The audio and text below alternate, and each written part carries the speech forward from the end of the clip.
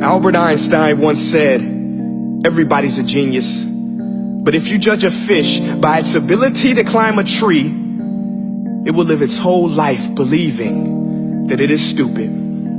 Ladies and gentlemen of the jury, today on trial we have modern day schooling. Glad you could come. Not only does he make fish climb trees, but also makes them climb down and do a 10-mile run. Tell me, school, are you proud of the things you've done?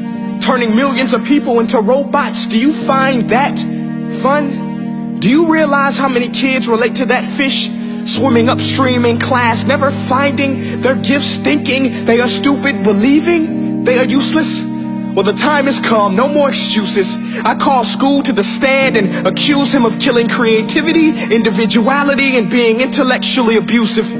He's an ancient institution that has outlived his usage. So, Your Honor, this concludes my opening statement, and if I may present the evidence of my case, I will prove it. Proceed. Exhibit A. Here's a modern day phone. Recognize it? Here's a phone from 150 years ago. Big difference, right? Stay with me. Here's a car from today, and here's a car from 150 years ago. Big difference, right? Well, get this. Here's a classroom of today, and here's a class we used 150 years ago. Now ain't that a shame? In literally more than a century, nothing has changed. Yet you claim to prepare students for the future? But with evidence like that, I must ask, do you prepare students for the future or the past?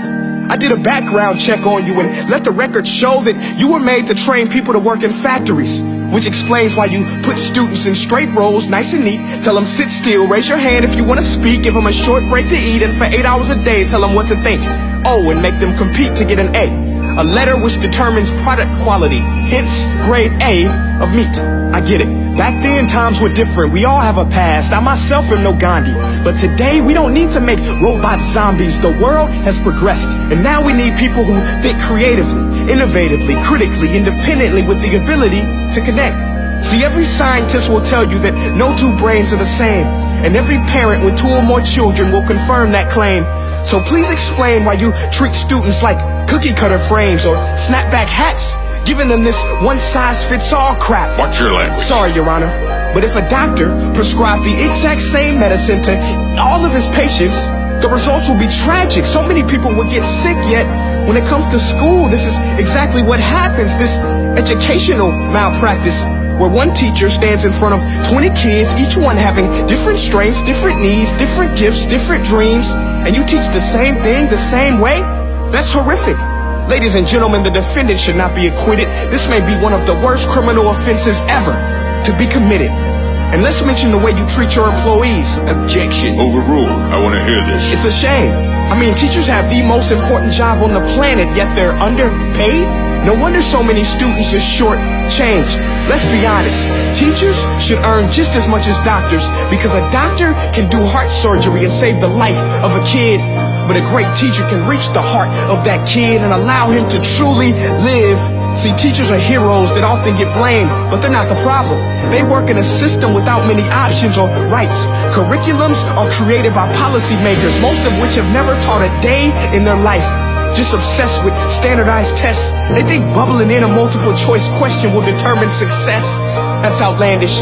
In fact, these tests are too cruel to be used and should be abandoned, but don't take my word for it. Take Frederick J. Kelly, the man who invented standardized testing, who said, and I quote, "These tests are too cruel to be used and should be abandoned." Ladies and gentlemen of the jury, if we continue down this road, the results will be lethal. I don't have much faith in school, but I do have faith in people.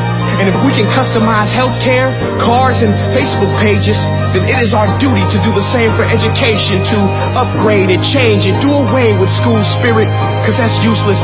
Unless we're working to bring the spirit out of each and every student, that should be our task. No more Common Core. Instead, let's reach the core of every heart in every class. Sure, math is important, but no more than art or dance. Let's give every gift an equal chance. I know this sounds like a dream, but countries like Finland are doing impressive things. They have shorter school days.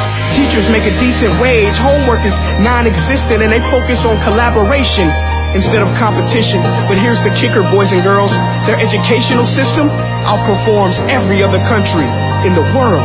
Other places like Singapore are succeeding rapidly. Schools like Montessori, programs like Khan Academy, there is no single solution.